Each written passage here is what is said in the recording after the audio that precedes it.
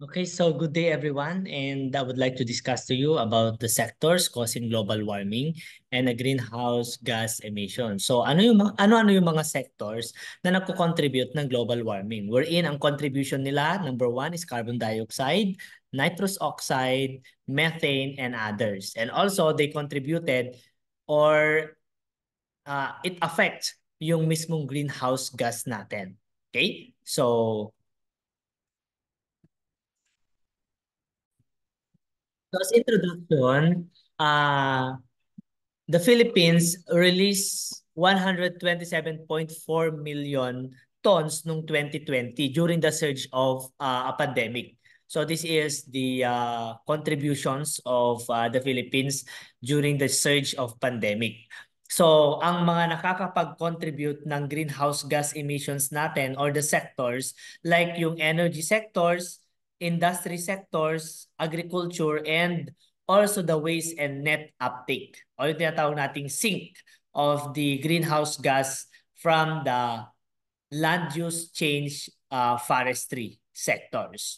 So these are the sectors wherein pwedeng makaapekto doon sa pagbabago ng klima and at the same time in our global warming. Okay, so the Philippines greenhouse gas emission have significantly increased at 114% from 1990 to 2017. And alam nyo ba na during 1990, so once na magkakaroon ng 30 years of expand or something, 30 years na mismo yung years kung kailan sila nag-start. So kung nagkaroon ng increase of 1.5 degrees Celsius doon sa temperatura by 2030, it means ay merong pagbabago sa klima or something, there is an increase of temperature. Okay? So the 2030, yan yung pinaka-deadline natin according sa National Development or National NDC or the climate. Wherein ay 2030 ang deadline natin if it has an increase of 1.5 degrees Celsius, it means ay merong tinatawag na climate change. Okay? So ang ibig sabihin ng NDC is nationally determined contributions. Okay? So once na ma-found out nila after 30 years na nagkaroon ng increase of 1.5 degrees Celsius from 2000 to 2030. Kasi ang climate change ay minimeasure siya after 30 years to 50 years. Tama ba? Kasi ang meaning kasi ng climate is measurement of changes after 30 years. So it measures yung changes after 30 years. So from 2000 to 2030, once na nagkaroon ng pagbabago, wherein kung ang na-measure nila nung 2000 ay nasa 1.5 degrees Celsius at tumaas ulit siya ng 1.5 degrees Celsius, it means ay there is a climate change. Okay? So as introduction, the greenhouse gases are a gaseous or naturally or anthropogenic. So this is a result of a human activities. So iba ang greenhouse sa greenhouse gases. So kapag sinabi natin greenhouse, this element protect the earth or regulate mismo doon sa temperature. Pero kapag meron ng greenhouse gases, it means this is a gases produced by the greenhouse wherein ito mismo yung magre-replace doon sa natural greenhouse na meron. Kaya tinawag siyang greenhouse gases. That preventing loss of heat into outer space. And it trapping the heat. So tinatrap ng greenhouse gases yung heat na lumalabas sa earth natin wherein nag-i-stay mismo sa atin. Kaya nga kapag nag-stay yung heat na pinoproduce ng earth because of the greenhouse gases, so magkakaroon ng tinatawag nating global warming. So, cause of catastrophic problem on the Earth. Okay? So, anong gagawin natin para mas lumamig or mag-decrease yung temperature natin dito sa Earth? So, kailangan bawasan natin yung contributions natin ng carbon dioxide and others. Okay? So, as you can see here, meron akong ipapakitang video wherein ang Bangkok, Thailand ay napuno ng mismong ulap or something fog wherein ay ito mismo ay smoke ng mga sasakyan. So nag-i-stay mismo sa kanilang village or sa kanilang country. So, tingnan natin.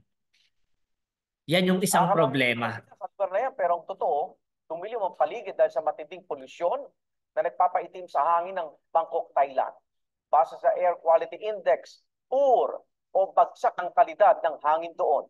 Kaya naman hinikayat po nila ang mga empleyado na mag-work from home muna habang patuloy na inaayos ang kalidad ng hangin. Ang air pollution doon ay dahil sa usok na idinutuga ng mga sasakyan at pabrika. So, yung usok or something na yung hangin na present doon sa kanilang lugar is nasa poor na because of the pollutions gamit ng mga sasakyan. Kasi ang sasakyan natin, it contributes also a carbon dioxide wherein ay instead na naghahalo or something nagdi-disappear, ay nag-i-stuck or nag-i-stay mismo doon sa area nila. So, after 30 to 50 years, ano na kaya ang mangyayari sa ating bansa?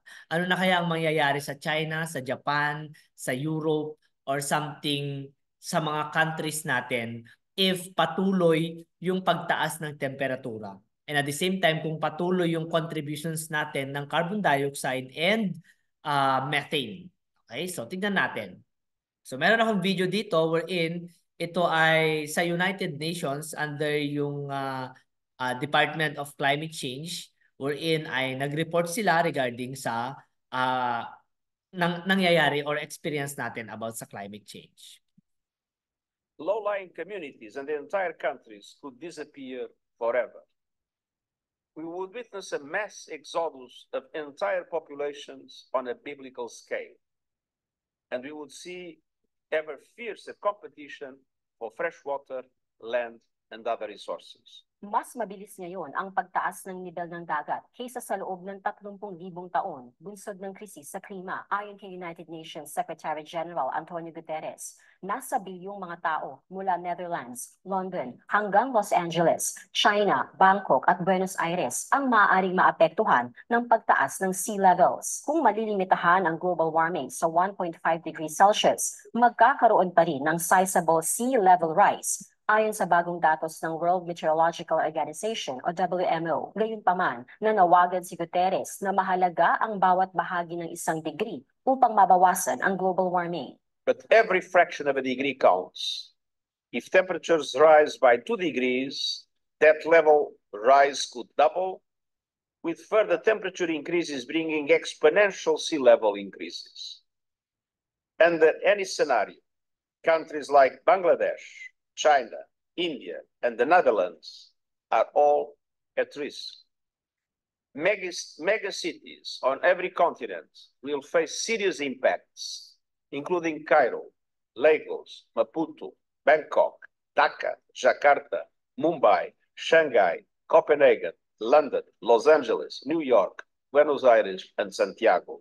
Ilang mga baybayin ay nakitaan na rin ng triple sa average ng pagtaas ng nivel ng dagat. Halos 700 milyong tao na naninirahan sa coastal zones at nasa mababang mga lugar ang masasapanganib. Nangangahulugan ito ng paglikas ng maraming mga tao na magiging sakop naman ng International Refugee Law ayon kay Guterres. Samantala, tinitingnan na ng International Law Commission ang legalidad ng sitwasyon para sa mga taong dapat ilikas bunsod ng sea level rise. Ann Gonzalez, UNTV News and Rescue. Diyos ang aming sandigan, serbisyo publiko ang aming pinahahalagahan. Okay, so as you can see so maaaring mawala sa mapa ang sa India, Malaysia, Los Angeles, and at the same time yung China. If ever na mangyari lahat ng mga ito, especially kapag nagkaroon ng pagtaas ng 2 degrees Celsius, it means it doubles yung mismong effect sa atin. And then yung 1 degree Celsius, it also affect yung mismong environment natin and yung economic or socio-economic natin. So once na nagkaroon ng rise during the 2030, that's the time na aabisuhan ang buong bansa sa pwedeng mangyari sa atin. Especially kapag nagkaroon ng pagbagsak ng yelo sa pinaka taas or something sa North Pole, bababa mismo ito. At kapag bababa yung yelo na galing dito sa taas ng Earth natin, pwedeng mabura sa mapa ang mga bansa, especially ang Japan, Malaysia, India, 'di ba? So lahat ng mga 'yon. Kaya nga once na ito ay na-deplete or something na bumagsak yung yelo doon sa North Pole, ay maaari tayong mamamatay. Okay? Magkakaroon ng second editions ng NOAA ng NOAA based sa Bible. Okay? So as you can see nung 2012, tignan nyo ha, 157.6 million metric tons of carbon dioxide emissions ang naiko-contribute ng Pilipinas of a total emission in 2012. And then 0.33% of a global greenhouse gas emission. So yung 157.6 million, 0.33% ang contributions natin sa buong mundo. And 33% of the Philippine greenhouse emission were derived from agricultural operations. So sa 157.6 million na naiko-contribute natin or nai-emit natin, 33% doon is agricultural sector. Okay? Yung 0.33 naman dito, it means ito yung ini-emit natin, yung kabuuan sa buong mundo. That is the percent. Okay? So, tingnan nyo ha, may kagandahan din pala ang pandemic. Kasi bumaba mismo sa 30 million tons ang contributions natin sa environment. Because 157 nung 2012. So it means nung 2020, 127 lang. Or 122. Ilan yon? 127.4 million. Okay, 127.4 million compared to 157.6 million. So yung pandemic ay isa din sa nagligtas sa Earth natin, wherein ay nag-freeze ang trabaho, nag-freeze lahat ng mga sasakyan, wherein konti yung naiko-contribute or nai-emit natin na greenhouse or carbon dioxide. Okay? So yung greenhouse gases, so as you can see, number one na contributor ng greenhouse gas emissions noong 2012 by main sector, okay, 53 or 54% of energy sector ang nagko-contribute ng carbon dioxide. And then ikalawa lang ang agriculture with a 33%. And then ikatlo ang industry, waste or yung mga basura natin, and land use change and forestry. That is negative 1%. So these are the sectors who contributed the effects or contributed in the emissions of carbon. Okay? So in the agriculture sector or subsector, so domestic livestock, nako-contribute siya ng methane kasi ang CH4 is a methane. And then the domestic livestock also contributing nitrous oxide. Okay? Yung rice paddy cultivation natin or yung pagtatanim natin ng rice, nakakapag-contribute din pala siya ng methane. Okay? And then yung grassland burning, it contributes or it emit methane, carbon dioxide, nitrous oxide, and nitrous. Okay? And then the agricultural residue burning, apat din. And then the agricultural soil can contribute nitrous oxide. Especially yung mga biological na nag-e-enhance mismo sa fertilizers natin. Okay? So the carbon dioxide emission per capita in the Philippines are equivalent to 1.22 tons per year per person. So sa Pilipinas, ang nai-re-release ng isang tao ay nasa 1.22 tons. Okay? Based on the population of 103 million noong 2016, an increase by 0.12 over the figure 1.1. Okay? Over the figure 1.1, the carbon dioxide per person registered in 2015 This represent a change in 10.7 in carbon dioxide emissions per capita. So as you can see, noong 2016, 1.22 tons ang per tao na nagko-contribute or nag-e-emit ng carbon dioxide. Pero dahil sa nagkakaroon ng level up or upgrading ng modern agriculture and modernize yung mga technology na natin, yung 1.22 per person ay baka tumaas na. Okay? Baka tumaas na yung 1.22 at magiging 1.50 to 1.70 na. Okay? Because of nagkakaroon ng pagtaas ng living status ng ating mga tao, especially in the social culture or in the social aspect. Okay? Bakit siya tumataas din? Because karamihan na ng mga tao ngayon may sarili ng sasakyan. Especially ang sasakyan ay nagre-release ng carbon dioxide. So baka bilang na lang sa kamay natin ang gumagamit ng or walang ginagamit na mga motor. Kasi karamihan ng per bahay, doon mo malalaman kapag mayaman ang isang tao. Doon mo malalaman kung nag-i-improve yung living status. If per household ay meron silang sasakyan. Okay? So kapag meron silang sasakyan, mag-i-increase pa yung mismong contributions natin ng carbon dioxide. Paano kaya kapag nag-release ng law or batas ang Pilipinas na kung saan meron na lang certain amount of carbon dioxide na pwede nating i-release? Diba? So kung meron na lang carbon dioxide na pwede nating i-release, it means mababawasan mismo yung contributions ng bawat tao kasi ngayon unlimited ang contributions natin or yung emissions natin ng carbon dioxide without any thinking na pwedeng maka-apekto pala sa environment natin. 'Di ba? Scratch nga ng candy, hindi mo nga maitapon sa tamang lalagyan. 'Di ba? Yung mismong paggamit natin ng motor, hindi natin inaalala kung ito ba ay nakakapagtaas ng carbon dioxide or nakakapag-contribute tayo ng mas mataas na carbon dioxide. Kasi nga, karamihan sa atin, dahil sa tamad ng bumili ng pagkain sa tindahan, gumagamit pa sila ng motor. Why not na maglakad na lang tayo?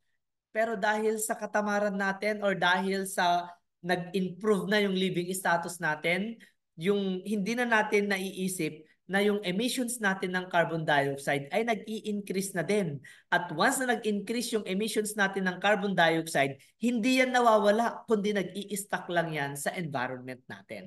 Okay? So, one of our midterm activity is the Trash Tag Challenge. Okay? So the Trash Tag Challenge started as a simple call to action and it asked people all over the world to mobilize for the environment. So find a local area that needed a cleaning and to submit picture or a blog. So it means magbablog kayo regarding doon sa midterm activity natin and that is Trash Tag Challenge. So ang gagawin natin ay titingin kayo ng area na alam ninyong madaming basura and then aayusin nyo siya through vlogging. So doon ko mismo i-record or something ilalagay yung output ninyo. Or magkakaroon lang ng grade lang ito once na nagka-vlog kayo and pinost natin sa Facebook. Para maging, ang advantage kasi ng Trash Tag Challenge ay para maging aware yung ibang mga kabataan na kailangan nating linisin ang ating kapaligiran, linisin ang ating environment dahil palala na ng palala ang climate change. And we need to have an action with this. Okay? So materials, 3 pieces of socks, and also a cell phone. And kailangan natin ng placard or a banner wherein we need to save the Mother Earth. So the class will be grouped into 10. Yan, i-group ninyo sa sarili nyo or by trees. Yan, by trees ha. By tree ang groupings. So kada isang grupo dapat may 3 katao. Okay? So prepare 3 pieces of socks and each member will have a placard or banner with a messages, encouragement to care the environment, awareness about climate change. So it means tingin kayo ng area na pwede ninyong tulungan or something na linisin. Wherein madaming mga basura doon. So that is before. During the Trash Tag Challenge, strategies on how you inform the people in the community about the activity you are doing with the use of your placard or a pamphlets to inform them na kailangan magbasura sila sa tamang basurahan. Okay? Depende sa magiging strategy ninyo. So each group will collect 3 sacks of plastics or more in the respective assigned area at the same time vlogging. So magba-vlogging kayo. So i-inform niyo sila, and at the same time ang purpose ng vlogging is to inform all the communities, not only doon sa pinag-performan ninyo kundi sa iba din. Okay?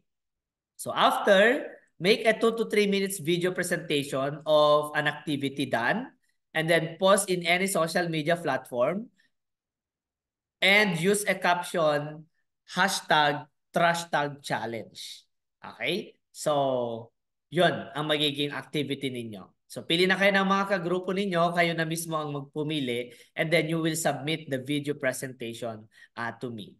Okay? Dapat yung video presentations ninyo ay naaayon mismo doon sa message, especially sa ating activity. Okay? So, greenhouse gas emission in relation to agriculture production. So, carbon find its way into the plants. So, yung carbon natin ay tumitingin ng way doon sa plants natin from the atmosphere through the process of photosynthesis. However, it introduced into the soil through the decomposition of dead organic matter. So, napakahalaga pala na may mga biological control or something, mga biological transformations associated with the end cycling. And at the same time, napakahalaga na hindi natin sunugin yung mga residues upang sa ganon ay magbigay ng nutrients or hindi mawawala yung mga nutrients or mga synthetic nutrients na na-intake mismo ng plants natin. Example sana, this is a letter A wherein merong photosynthesis. So, kapag ang plants ay nagkaroon ng process of photosynthesis, it improved the shoot dry matter. And at the same time, it improved also the root dry matter. So ito yung plants natin. So yung plants natin ay kailangan or para magkaroon ng shoots and root, it means dapat may mga fertilizer na ina-apply and at the same time merong naturally processed and that is photosynthesis para makakuha siya ng pagkain. Okay? So yung carbon dioxide natin, yan yung ina-absorb ng shoots. Wherein yung carbon dioxide hindi nawawala yan. Okay? Hindi siya nawawala, kundi nag-i-stage siya sa shoots. Okay? Wherein yan yung mismong purpose ng mga plants natin. Kaya meron ang mga plants to absorb carbon dioxide. And then the roots naman, sila din yung nag-absorb ng mga water, ng mga nutrients and others. So, the residue, once na namatay itong plants natin or something na natapos na yung maturity ng plants natin, so magkakaroon siya ng residue decomposition. Pag sinunog natin ito, yung carbon dioxide na na-absorb ni plants ay mag-e-exhaust or pupunta sa kalawakan. Okay? And then if that plants ay hinayaan lang natin na ma-decompose at ang residue niya ay magiging organic carbon. Once na nakapag-intake siya ng nitrogen, magiging organic nitrogen. So, para maging organic nitrogen at organic carbon, yung mismong decomposition ng plants natin, merong mga organism or decomposers na maaaring mag-absorb or something sila yung mag-i-intake para yung mismong organisms na yon or kaya yung nutrients na meron sa organism ay ma-preserve. At kapag na-preserve yan, it means pwede niyang i-release yan once na magtatanim na naman ng plants. Okay? Kasi ang mga organisms natin, nagke-create ng feces or something, nilalabas nila yung kanilang tae, wherein, yun yung gagamitin ng plants natin para sa kanyang pagkain. Okay? So, yung nitrogen, it will become an organic nitrogen, yung nitrous oxide natin or yung synthetic nitrous oxide natin if there is a biological transformation or mga organisms. Okay? So, inorganic nitrogen will become organic nitrogen when they are decomposed by the soil organic organisms. Okay? Through the process of immobilizations. Okay? So, para ma-process yung mismong organic nitrogen, kailangan ang conditions ng soil is aerobic. Kapag sinabi nating aerobic, merong air or presence of air para magkaroon ng activations nung mismong nitrogen or nung mismong nutrients natin. And at the same time, yung methane, mapaprocess siya through the methanotrophic organisms. Wherein yung methanotrophic organism, dumidepende rin siya sa aerobic soil conditions, wherein kailangan may air yung soils natin. So kailangan buhaghag ang lupa when there is a conversions of synthetic into organic. Okay? So paano lalabas ang mga na-intake na ito? Kasi lumalabas din ito once na hindi maganda yung management natin. Kapag pinatay natin yung mga good microorganisms, ano kaya ang mangyayari? Pag pinatay natin ang mga good organism or mga decomposers, ano kaya ang mangyayari? Number one, babalik din sila sa hangin. Wherein, kapag namatay ang mga decomposers, magkakaroon ng decomposition, respirations or hangin, and then it release yung mismong carbon dioxide.